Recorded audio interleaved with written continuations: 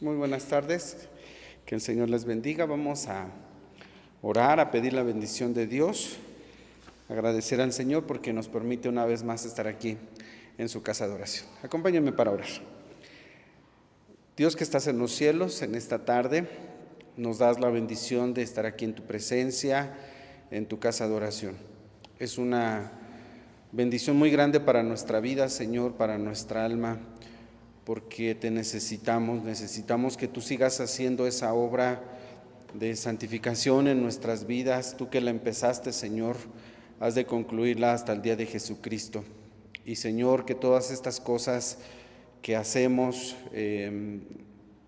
puedan aportar, Señor, para esta obra que tú realizas, que seamos edificados con el culto, con tu presencia, con tu palabra, que nos llenes de tu Espíritu Santo, Señor, y así cumplir el propósito para cada uno que tienes para cada uno de nosotros.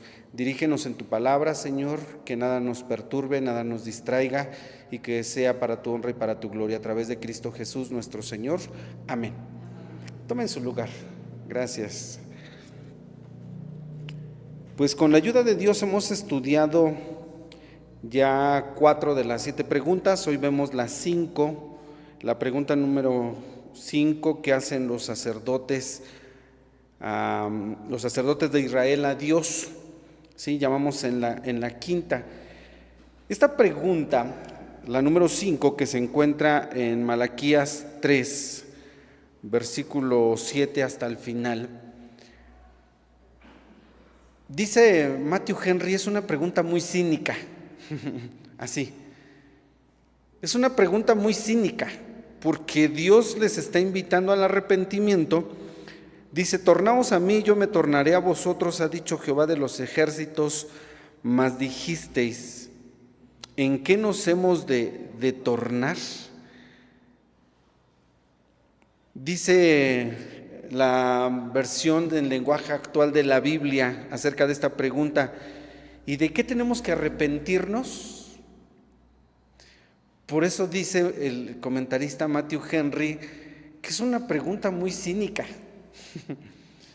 muy desvergonzada. Dios les dice: arrepiéntanse. Ya les había señalado en el capítulo anterior, lo vimos la semana pasada, cuáles eran sus pecados, cuáles eran sus faltas.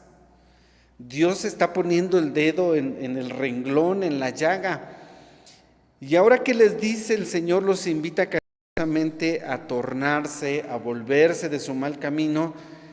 Ellos cínicamente dicen: ¿y de qué tenemos que arrepentirnos? Bueno, esa es la pregunta número 5 que hacen los sacerdotes. Y bueno, vamos a abordar nuestro pasaje. Vamos a Malaquías número 3. Sí, Malaquías número 3.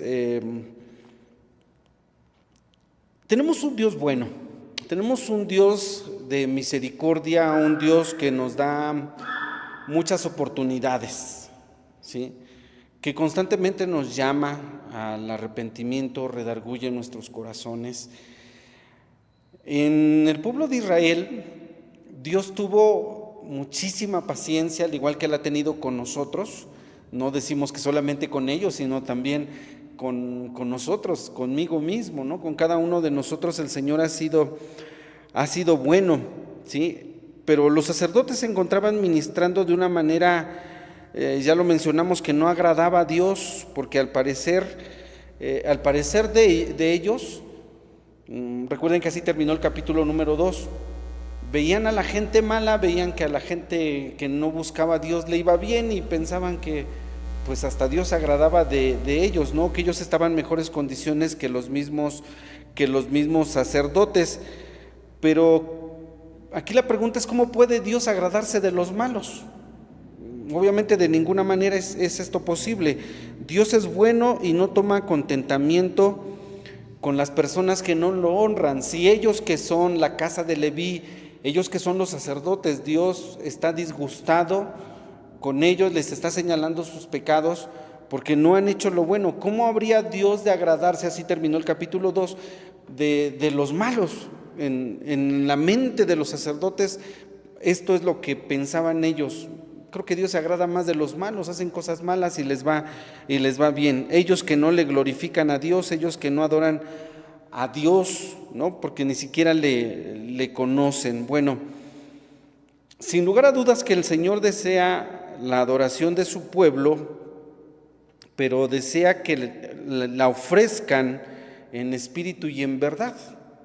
Dice el Evangelio de Juan 4:24, un texto conocido, dice que Dios es espíritu y los que le adoran en espíritu y en verdad es necesario que adoren. E incluso dice, porque tales adoradores busca el Padre que le adoren. Dios busca gente que le adoren. Dios sí se complace en la adoración de su pueblo cuando ésta se ofrece sinceramente, en espíritu, en verdad, cuando se ofrece de corazón, con todo, y que nosotros, hermanos, no dejamos de ser pecadores, que no dejamos de hacer lo malo delante de los ojos de Dios, pero el Señor desea una adoración sincera. Y entonces la adoración de los sacerdotes, lo vimos también la semana pasada, ya no complacía a Dios.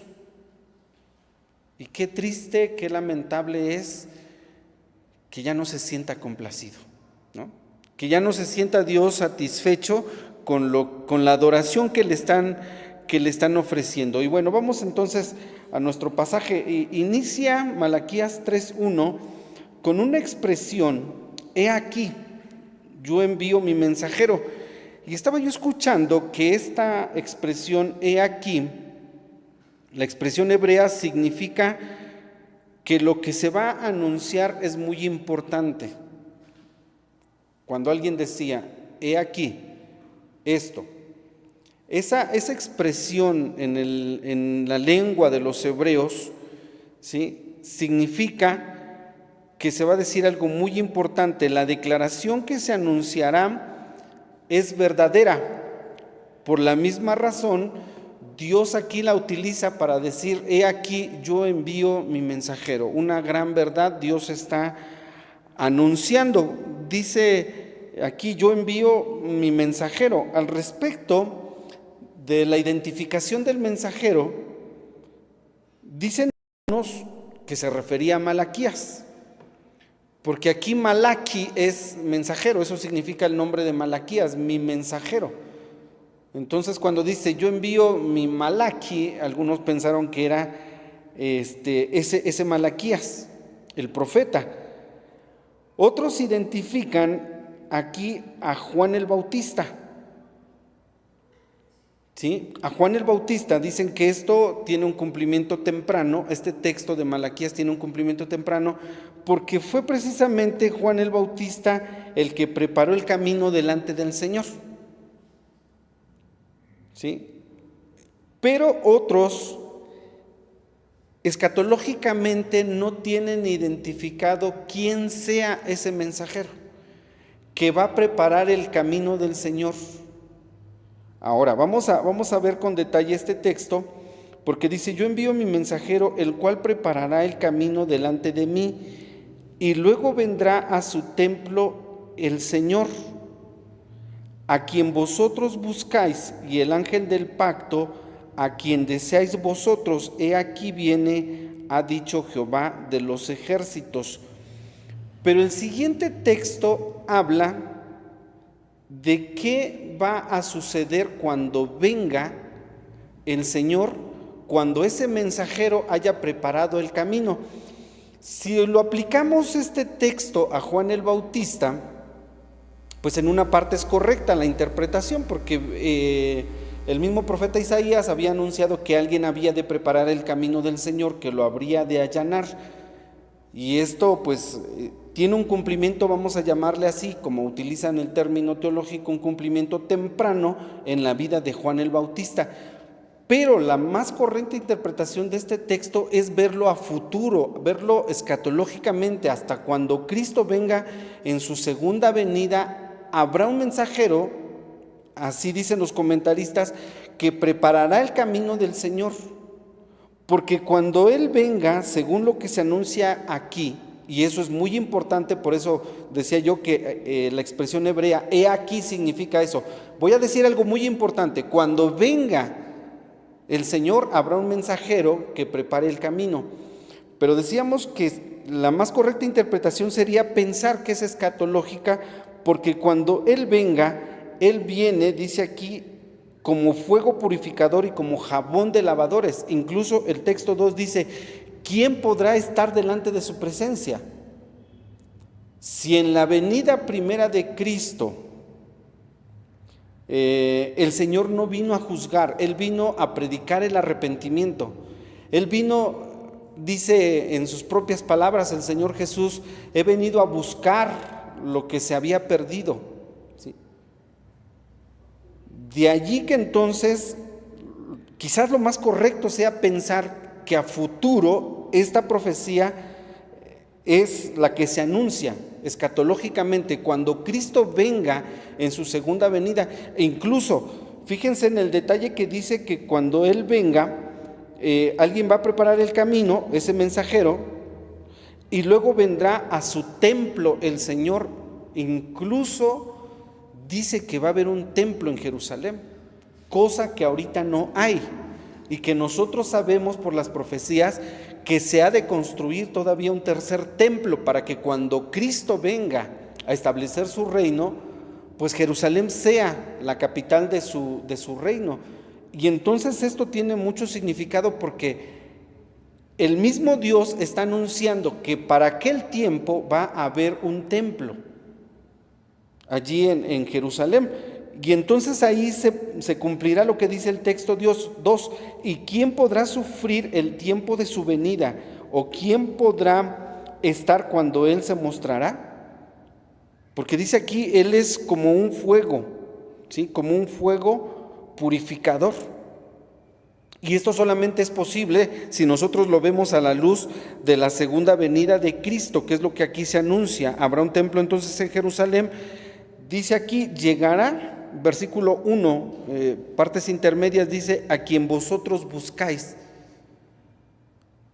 Va a venir el que ustedes buscáis, aquel a quien deseáis. Incluso en el mismo versículo 1 se vuelve a repetir al final, he aquí viene.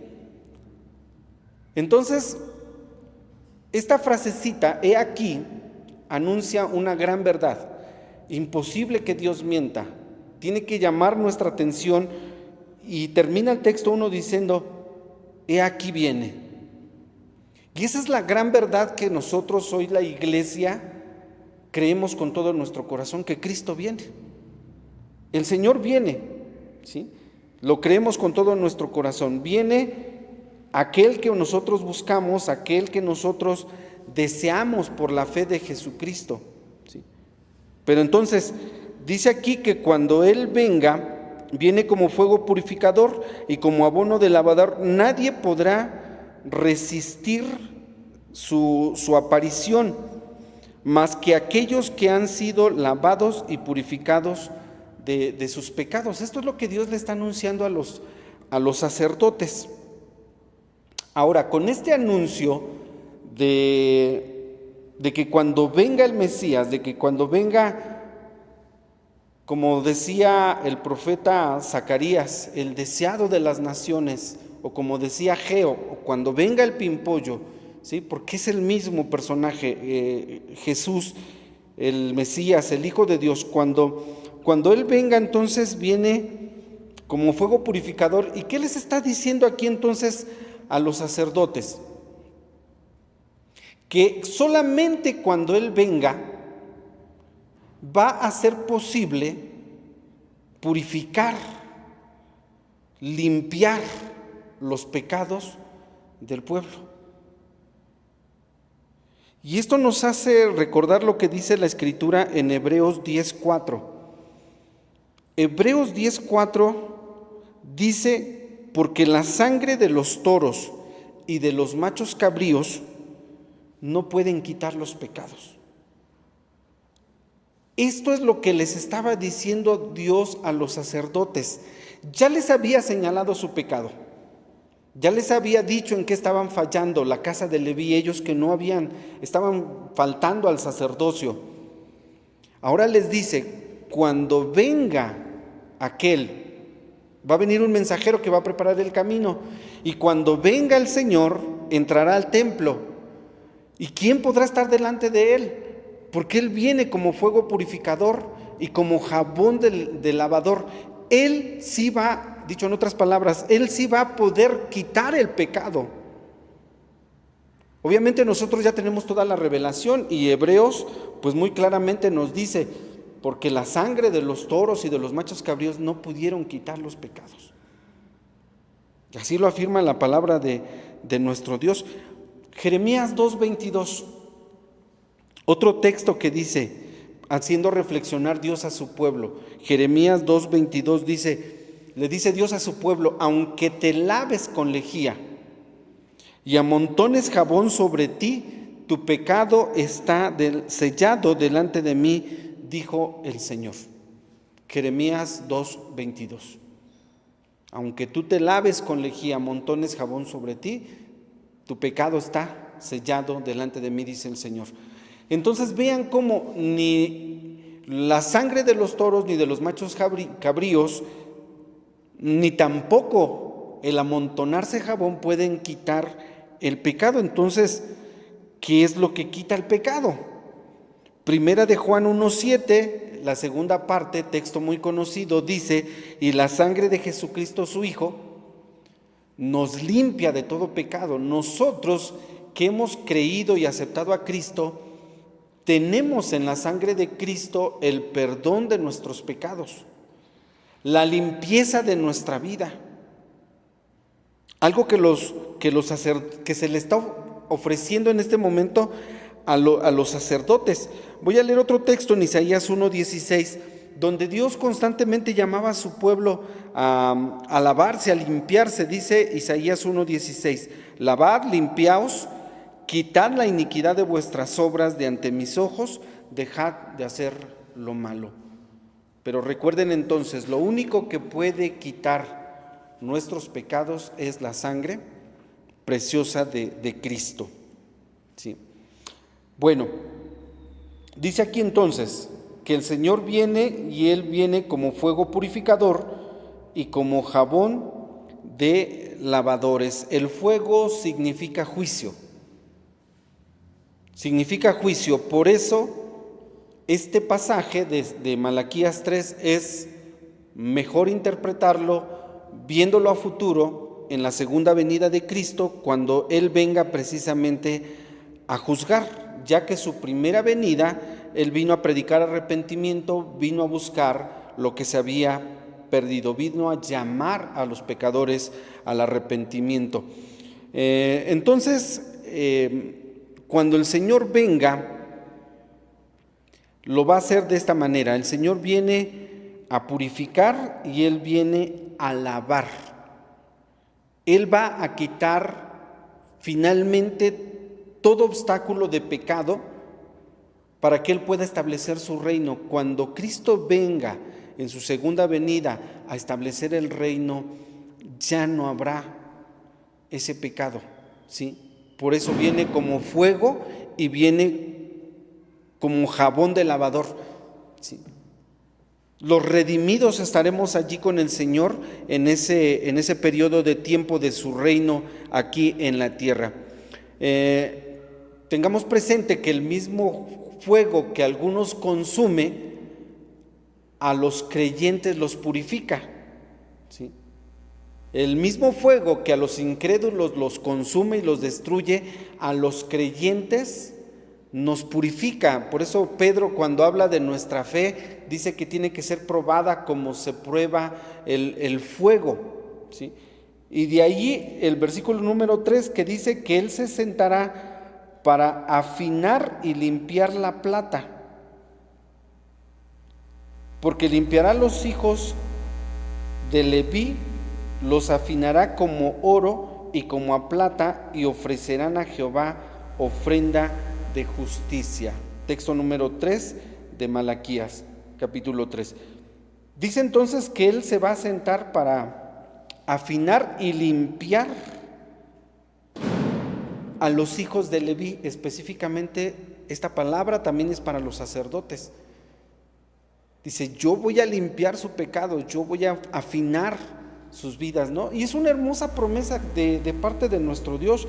Es como cuando nosotros leemos con esperanza allá en Filipenses capítulo 1, cuando Pablo dice, y sabemos, y estamos confiados de esto, que el que comenzó en nosotros la buena obra, la perfeccionará hasta el día de Jesucristo. Por más imperfectos que seamos ahora, en las manos de Cristo, de aquel cuando Él venga, hermanos, finalmente Él va a quitar nuestros pecados. Y Él nos transformará. Y Él cambiará nuestra naturaleza de corrupción, la que ahora tenemos. Dice Pablo explicando a los corintios allá en el capítulo 15 acerca de la resurrección, dice que va a quitar nuestros pecados, ¿no? Va a cambiar nuestra naturaleza, seremos sembrados en carne, seremos levantados espiritualmente, ¿sí? Y allí es donde se cumplirá esta palabra de Dios de que Él nos va a purificar, de que Él nos va a limpiar, de que quitará, le dijo a los hijos, a los sacerdotes, a los hijos de Leví, dice, los limpiará, los afinará como oro y como a plata, es decir, los hará aptos para poder ofrecer, dice aquí, ofrenda con justicia. Ahora sí van a poder adorar a Dios como Dios quiere ser adorado, cuando Dios haya quitado sus pecados. Por eso hace un momento que les decía, nosotros hoy, con todo y que somos imperfectos y seguimos siendo malos y pecadores, ofrezcámosle a Dios una adoración sincera. Vengamos a Dios de verdad con una adoración, como dice el salmista en el Salmo 51, con un corazón contristado, porque el corazón contrito y humillado el Señor no lo desprecia. ¿Sí? Pero en aquel tiempo, dice la profecía, Dios va a limpiar la casa de Leví, va a quitar todos esos pecados, y entonces iban a poder ofrendar, dice aquí, ofrecer a Jehová ofrenda con justicia. Versículo número 4. Dice, y será suave a Jehová la ofrenda de Judá. Ahí sí el Señor ya se va a agradar.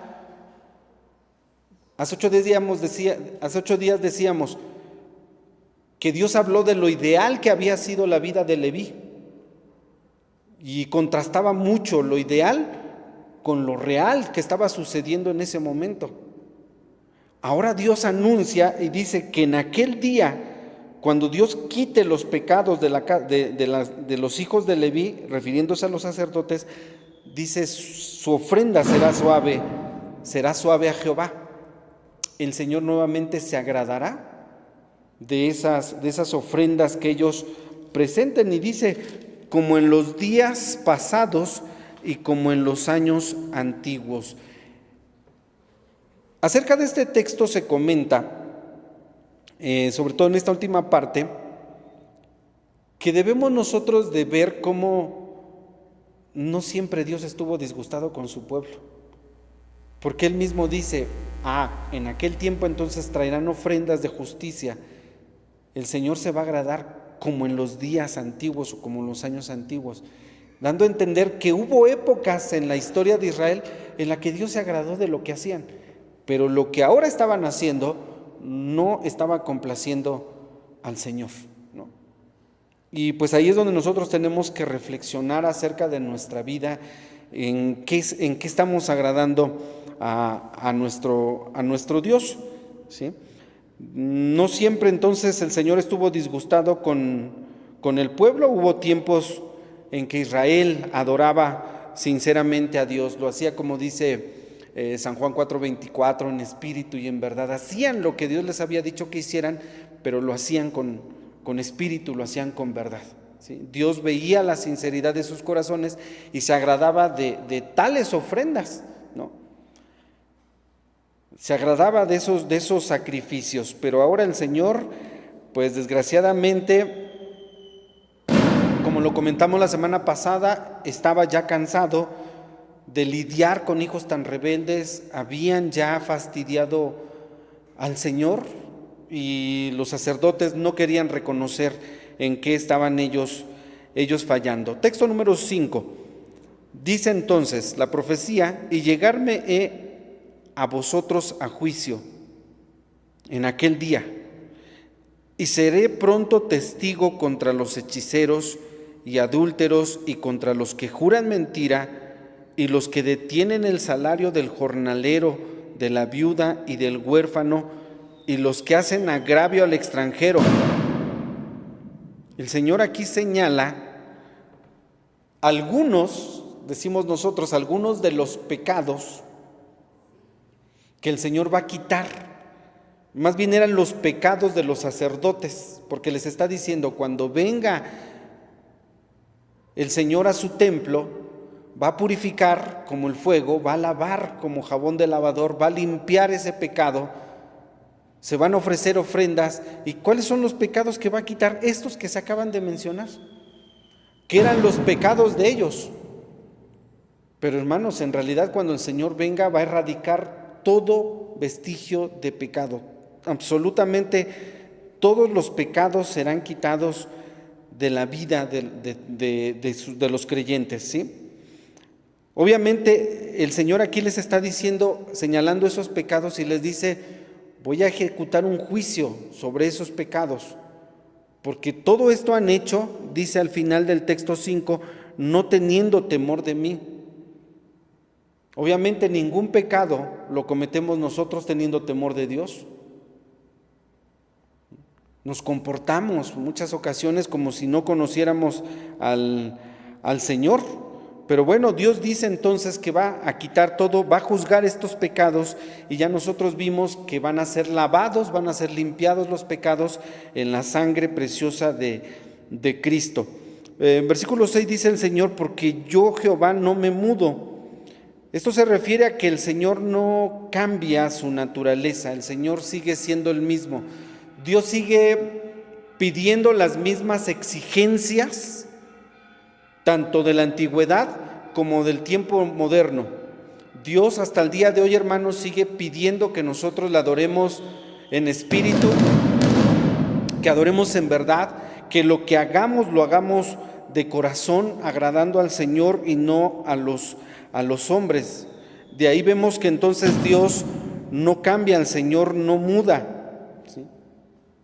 Lo que va a cambiar es en la vida de los hombres de la casa de Leví, va a cambiar su naturaleza, y obviamente lo que desea Dios es que cambie la adoración, porque esta adoración que estaban llevando a cabo, ya lo vimos semanas atrás, trayendo sacrificios defectuosos que no complacían al Señor, dice ahora la adoración va a cambiar. El reino que venga a establecer Cristo va a ser un reino de adoración. Pero ahí vamos a adorar todos como Dios quiere que le adoremos, porque ya vamos a estar limpios, ya vamos a estar purificados. Entonces este es un hermoso pasaje que anuncia la purificación completa de todos nuestros pecados. Pensaba yo lo siguiente: creo que ni siquiera nos imaginamos cómo sería una vida sin pecado, porque estamos de verdad, nuestra mente misma está contaminada. ¿Cómo imaginar una vida sin pecado? Ya no miento, ya no robo, ya no cometo esas maldades que hasta el día de hoy estoy cometiendo. ¿Cómo es esa vida? ¿Sí? Pues una vida de santidad, una vida como el Señor la demanda. ¿Sí? En aquel día, dice Juan, seremos como Él es. Y esa es nuestra esperanza, ¿no? De que el Señor que comenzó en nosotros la buena obra, la va a perfeccionar hasta el día de Jesucristo. Ahora tenemos pecado. Querramos o no querramos, lidiamos todos los días contra el mundo, contra el enemigo, contra las acechanzas, contra nuestra propia concupiscencia, con nuestro pecado, todos los días. En aquel tiempo las cosas serán diferentes, y esto es lo que anuncia el profeta con estas palabras. Dice entonces: yo no me mudo, y así vosotros, hijos de Jacob, no habéis sido consumidos. Versículo número 7. Desde los días de vuestros padres os habéis apartado de mis leyes y no las guardasteis. Nuevamente el Señor redarguyendo la conciencia de los hijos de Leví, de los sacerdotes. Dice: se han apartado de mis leyes y no han guardado mis caminos. Vuélvanse a mí, dice el Señor. Conviértanse. Ahí está el llamado que hace Dios. Pero los sacerdotes terminamos como comenzamos, diciendo que cínicamente dicen: ¿y de qué nos tenemos que arrepentir? Somos testarudos, necios, porque si nuestro pecado es conocido y todavía nosotros nos negamos a reconocerlo, si se nos invita a arrepentirnos y todavía decir cínicamente: ¿y de qué tendré yo que arrepentirme? ¿Se dan cuenta cuán malos somos? Bien dice Pablo a los romanos: estamos atestados de toda iniquidad. La verdad es que no somos dignos de lo que Dios ha hecho por nosotros, de habernos amado, de habernos llamado a sus caminos, de tener misericordia por nosotros, de no pagarnos conforme a nuestras maldades, dice el Salmo 103, y todavía de compadecerse de nosotros como un padre se compadece de sus hijos. Cuán bueno es Dios, cuán misericordioso es el Señor. Dice otro texto del libro del profeta Isaías: yo soy el que borro tus rebeliones por amor de mí. Vean por qué Dios anuncia a través del profeta Malaquías que va a quitar el pecado con ese fuego purificador, con ese jabón de lavador. Dice el Señor: yo soy el que borro tus rebeliones por amor de mí. Esa es la única razón. Dios hace lo que hace en nosotros por amor de sí mismo, por amor a su nombre. Y dice el Señor: y yo no me acordaré de tus pecados. Ya no me voy a acordar de tus pecados. Yo soy el que borro tus pecados y lo hago por amor de mí. Obviamente también por amor de nosotros, pero primeramente el Señor dice: por amor de mí, por amor de mi nombre. Allí es donde vemos nosotros, hermanos, magnificada la gracia infinita de Dios.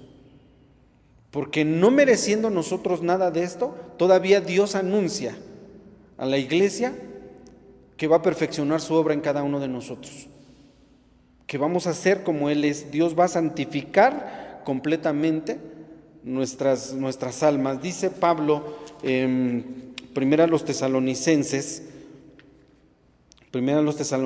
capítulo número 5: y el Dios de paz, versículo 23, y el Dios de paz os santifique en todo. Dios es el que nos santifica, para que vuestro espíritu y alma y cuerpo sea guardado entero sin reprensión para la venida de nuestro Señor Jesucristo. Fiel es el que os ha llamado, el cual también lo hará. Dios es quien lo hace, y la profecía de Malaquías dice que Él lo hará. Él nos afinará como se afina la plata, como se afina el oro, para que nosotros podamos ofrecer a Dios una adoración como a Él le place. Este es el Dios de amor, de misericordia, en quien nosotros confiamos. A Él sea toda la honra y toda la gloria. Que el Señor, hermanos, bendiga su palabra y la confirme en nuestros corazones. Que así sea. Amén.